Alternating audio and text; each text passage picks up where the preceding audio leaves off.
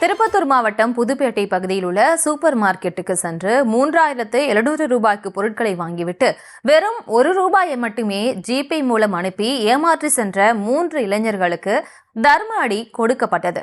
இது குறித்து எமது செய்தியாளர் நித்யானந்தன் வழங்கும் கூடுதல் விவரங்களை கேட்கலாம். நித்யானந்தன், வணக்கம். மேலும் விவரம்.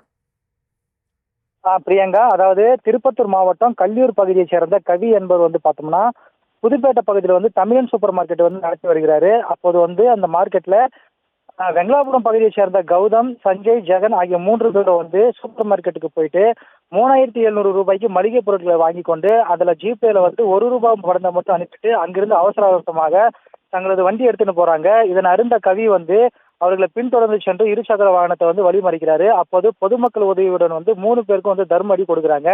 பின்னர் இந்த நாற்றம்பள்ளி காவல் ஆய்வாளர் மங்கை கட்சி சம்பவ இடத்துக்கு வராங்க. பின்னர் 3 பேரையும் அடிப்பட்டவங்க 3 பேரையும் மீட்டு நாற்றம்பள்ளி மருத்துவமனைக்கு அனுப்பி வைக்கிறாங்க.